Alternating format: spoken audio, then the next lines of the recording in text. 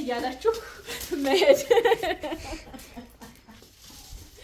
ምን አይነት ገንዘባችሁን ኪሳችሁን የማይጎዳ በጤናችሁም ላይ ምንም አይነት ጉዳት የማያደርስ ቆዳችሁንም ፊታችሁንም የሚጠብቅላችሁን በቀላል ነገር የምታገኙትን ቢያንስ 400 ብር ወይ 300 ብር ገዝታችሁት እድሜ ልካችሁን ልትገለገሉበት የምትችሉትን ሁነኛ ሰንስክሪን ይዤላችሁ መጥቻለሁኝ። ፊቴን በኡዱ አድርጌያለሁኝ። ከዛ ውጭ ምንም የቀባሁት ነገር የለም፣ ግን እንዴት እንደሚያምር አያችሁታ።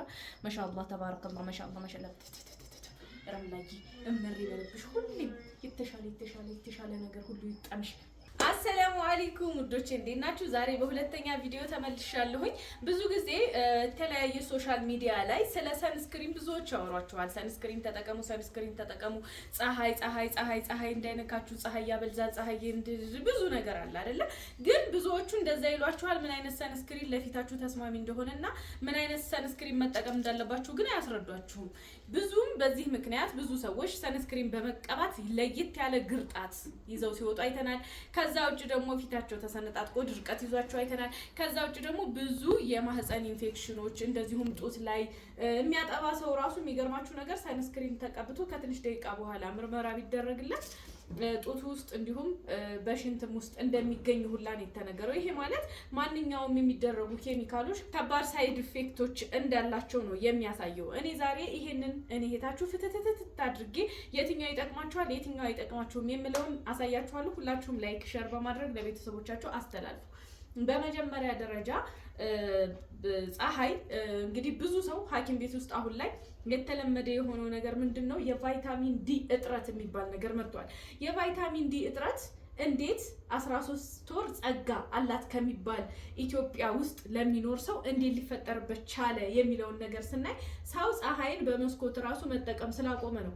በነገራችን ላይ ህፃናት ቆመው እንዲሄዱ አጥንታቸው እንዲጠነክር ቫይታሚን ዲ እጥረት እንዳይገጥማቸው የጧት ፀሐይ አሙቋቸው ይባላል። እኛ ደግሞ ጧትም ማታም ምሳ ሰዓትም ሁሉንም ሰዓት ላይ ፊታችንን ሰውነታችንን በሰንስክሪን ሸፍነን ከፀሐይ የምናገኘውን ጥቅም በማጣታችን ምክንያት ይሄው የቫይታሚን ዲ እጥረት በሽተኞች ሆነናል።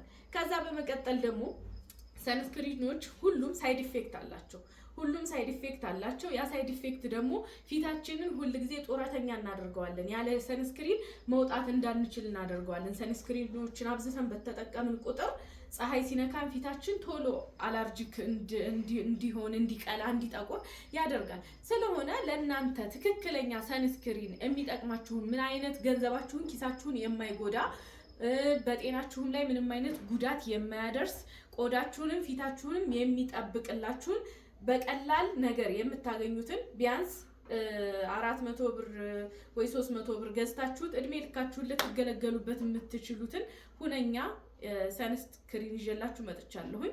እሱንም ላሳያችሁ።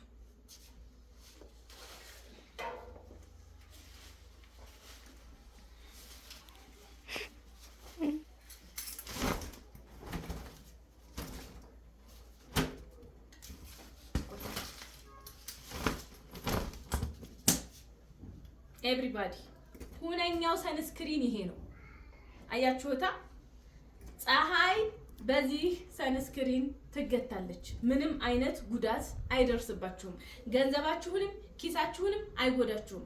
ችግሩ ይሄ ምን አይነት ጉዳት ያደርሳል ካላችሁ እንደኔ አይነት ሰው ከሆናችሁ ባስቀመጣችሁበት ረስታችሁት የምትመጡ ከሆነ ሁሌ ወጪ ይኖርባችኋል። እኔ አሁን ስለማውቀው ባህሪዬን ጥላ ይዤ ወጥቼ አላውቅም፣ ግን ፊቴ ከፀሐዩ ጋር ከመላመዱ የተነሳ ምንም አይሆንም፣ ኖርማል ሆኗል። ላለመደባችሁ ሰዎች ግን እቃችሁን ሰተራችሁ ከቦርሳችሁ ይዛችሁ ጣዋ ከረር ስትል ዘርግተን መውጣት እንችላለን የምትሉ ሰዎች ከኬሚካል ይልቅ ይሄንን ሁነኛ የሆነ ሰንስክሪን ተጠቀሙ ለማለት ነው። እኔ እንግዲህ በነገራችን ላይ ትክክለኛ ነገር እንደምናገር ታውቃላችሁ። አሁን ላይ ለሰንስክሪን ተቀቡ ይሏችሁና ካስጀመሯችሁ በኋላ ሰንስክሪን ከውስጥ ምንድን ነበር ያለችው አንዷ ሞይስቸራይዘር ሳታረጉ የምትቀቡ ሰዎች ፊታችሁን እየጎዳችሁት እንደሆነ ወቋለች። የመጀመሪያ ቪዲዮ ላይ ለምን እንደዛ ላለች? መጀመሪያ ላይ ተቀቡ ብሎ ሰውን ካስለምዱ በኋላ ደግሞ ሌላ ፕሮዳክት ይጨምሩላችኋል። ከዛ ህይወታችሁ በሙሉ ከፕሮዳክት ውስጥ የታሰረ ይሆናል ማለት ነው። ሰው ደሞዝ አምጥቶ ጤፍ፣ ሽሮ፣ በርበሬ፣ ዘይት መግዛት ማሟላት ሲኖርበት እንደፊቱ ቶነር ስኪነር እንትነር እያለ ወጩን ያበዛል ማለት ነው። ያ እንዳይሆን እናንተ ከፕሮዳክቶች ይልቅ ተፈጥሯዊ ነገሮችን በመጠቀም ጥላ በመያዝ ቤታችሁ ውስጥ የሚሰሩ በቀላል ነገር የምታገኟቸውን ነገሮች በመጠቀም የፊታችሁን ቆዳ ጠብቁ። እንደኔ ደግሞ ያው ጥላ ያዙ ልሌና እያላችሁ መሄድ በነገራችን ላይ ማለት ነው። እየቀለድኩ አይደለም። ኪስ የማይጎዳ ሰንስክሪን ማለት ጥላ ነው። እሺ እና ወዶቼ እንደዛ ነው። ያው ይሄንን ሐሳቤን የምትጋሩኝ ካላችሁ ሁላችሁም ፎሎ፣ ላይክ፣ ሼር፣ ኮሜንት ላይ አስተያየታችሁን ንገሩኝ። ከዛ ውጭ ለፊታችሁ ለውጥ ያመጣል ብዬ የማስበውን ነገር ያለምንም መሰሰት ይዤላችሁ እመጣለሁ። ነይ አሳያችሁ ፊቴን። ትናንትና ተቀብተን ነበር አይደለ? እዩት ፊቴ አያችሁት ዛሬ እንዴት እንደሆነ።